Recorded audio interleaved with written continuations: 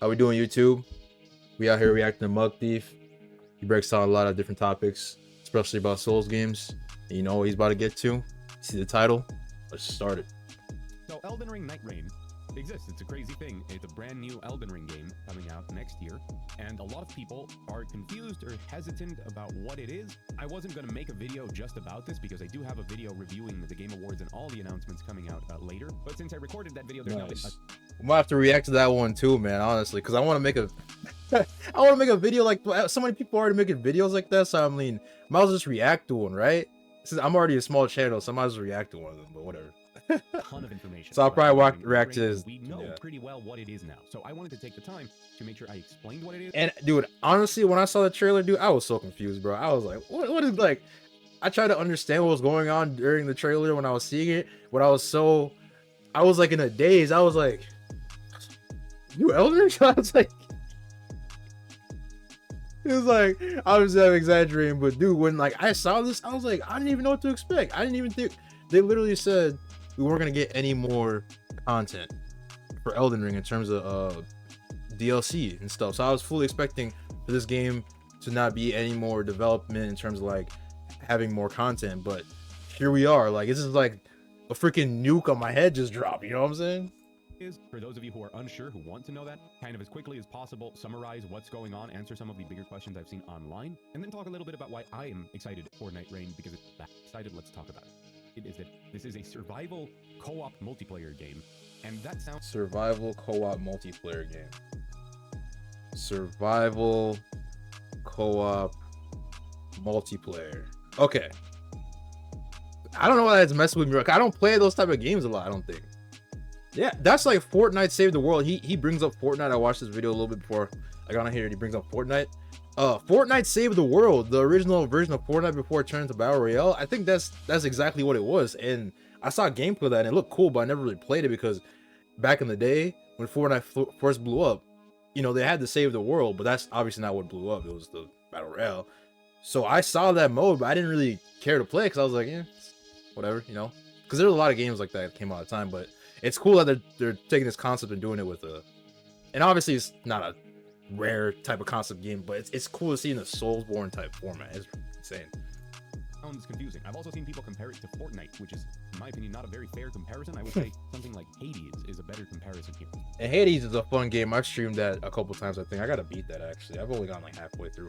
But I'm getting a bit ahead of myself. Let me break it down bit by bit. First, very big question everybody seems to be asking: can you play alone? Yes, you can. We don't know how that's Solo run is gonna be crazy. Going to affect balance though. There is no cross-play. It's still the same password system as always, but there is random matchmaking. Take that as you will. Now, what is but you can get with your party too. You can get with friends, so that's gonna be lit. this survival co-op thing? Well, Nightreign is a roguelike. That is the correct definition of it, Roguelike. at least in my opinion. It does away with a lot of stuff from Elden Ring and kind of streamline. Bro, that little the wall run he did was tough, bro. Oh my, bro, they're cooking, bro. Oh my. So it's gonna be a roguelike. You get your. I'm hyped already, bro. Correct definition of it, at least in my opinion. It does away with a lot of stuff from. Bro, that traversal is crazy. I didn't even think obviously, you know, it's 2024. They can put a lot of stuff in games now, but like, it's just kind of uncanny to see that with this fluid of a movement in the Soulsborne engine. Because I mean, for how good the games are, they're not known for like the most fluid animations, you know. And I'm not even really taking that away from the games. It's just kind of like an element that, you know, a lot of different modern games have way more tighter animations, and like the Souls games are just kind of like jank. That's kind of what makes them kind of funny and more like kind of like a game more. And yeah, in some ways a little more immersive, you know, because you get locked in its kind of own way of combat, you know. Elden Ring and kind of streamlines it into the loop of exploration. I guess the opposite of that would be Assassin's Creed, because in Assassin's Creed the gameplay is really optimized for the player to have the easiest time possible to be able to you know, counter and all this. And like, not saying they don't have hard moments in the game where it's like, yeah, you might have a lot of enemies or whatever, but like the combat in Souls is like it pretty much makes the player have to utilize every part of their system that they have, or else they just get destroyed. Combat, getting stronger, and boss fights. And meanwhile in Assassin's Creed you can pretty much press the same 2 buttons and get away with like most of it, and it's still fun. But yeah, that's what makes the combat in Dark Souls, Elden Ring type games more engaging. You have to like pretty much know what all the tools you have are. Like Elden Ring, Soulsborne bosses will have you freaking using projectiles and stuff when you never even thought about using them. Just repeats that over and over while trimming away a lot of the other things. And I know the other things, the immersion, the world, the take it at your own pace exploration are things that people really enjoy, but they want to experiment without that. So there's no torrent, there's no wait. And that's cool, bro. Like, why do people, I mean, maybe I'm just, I'm seeing too much negative comments, but I feel like a lot of people in the Souls don't want this for some reason, but we'll get into it. Limits, there's a lot more mobility, and the way that it works is that every time you start the game, every run, you choose between one of 8 different characters.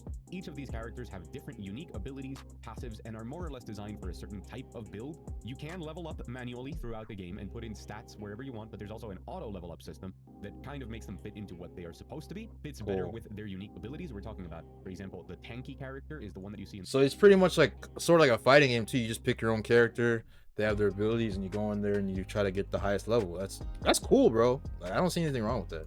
The trailer that has this giant flying dive bomb move that that's cool. That's dope. Debuffs enemies. Attack. The Duchess, which is that Bloodborne sidestep character that's more of an assassin. There's a very much Sekiro style character that has the power function from Sekiro. So each of these characters is very different. You choose one of them, and the basic layout of the game is that you go into a randomized version of a new Limgrave, but it is a version of Limgrave that's like twisted from an alternate dimension. This is why apparently there's some stuff from other Dark Souls games in there. We'll get to that in a bit. Yo, what? This is crazy. All right, the fact that it's in Limgrave is kind of funny. Like, I want to see how that plays out. At first, like, the second I heard that, I was like, oh, Limgrave. I was like, the first level of the game. But they might cook some stuff with this. So, I'm not gonna be too harsh on that.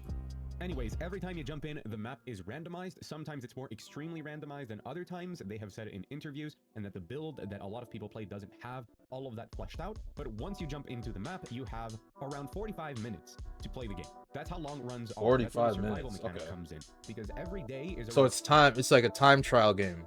That's cool. That's pretty cool too. They're adding like I can tell they're trying to be creative and add a bunch of, but like they're trying to make it work into its own thing. Like, you can tell they're trying to make it into like a cool thing, and like we need that type of creativity. Like, obviously there's a lot of creativity in gaming all the time, but like from bigger companies like this just seems like kind of I wouldn't say risky, but it's kind of out there in terms of like not many companies will pull this. Like, I think God of War Ragnarok, they have the time trial mode, or like the roguelike mode that they have. So maybe they got inspired by that. So there's a lot of different types of creative movements happening in the gaming industry right now. Around 15 minutes long, I believe. I've seen some people say it's 10 or 15. I think that the variation there might come from something regarding the boss fights. I had to read a lot of different articles and interviews to make this, by the way, and I'll link the ones that. And that's why I'm reacting to this, because I didn't want to do that. Yeah. I think they're the best in the description down below. Specifically the ones with all the hero abilities, if you want to check those out, because those are really cool. But in those 45 minutes, those 3 days, each day has you exploring and fighting as quickly as possible, leveling up by killing mobs, finding gear. This time around, there is color-coded gear, as in normal, rare, magic, epic, legendary, things like that. And as the day progresses, a circle of rain shrinks, and then you have to fight a boss at every night. The third night, cool. Okay. That is like Hades. Damn. That's cool, bro. What?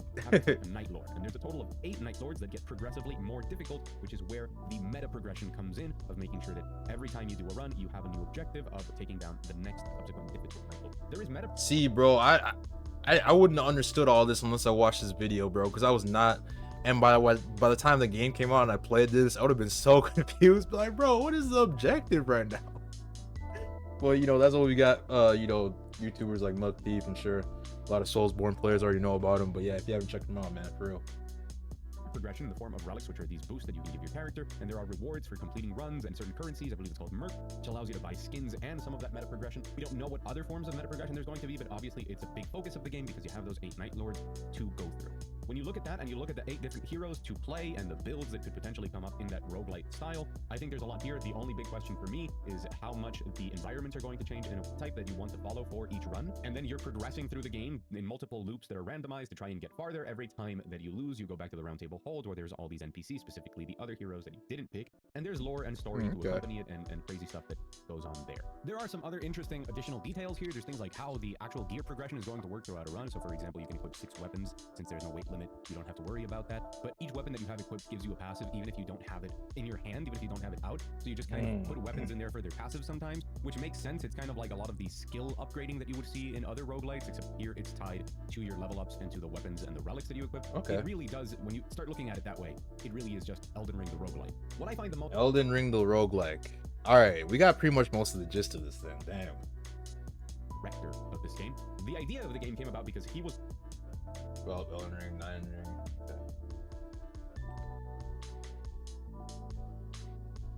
Okay, so I think he's kind of like, I think what they're trying to do is just trying to expand it because, dude, they realize that they have a hit on their hands, and this is what, you know, I want to close off with.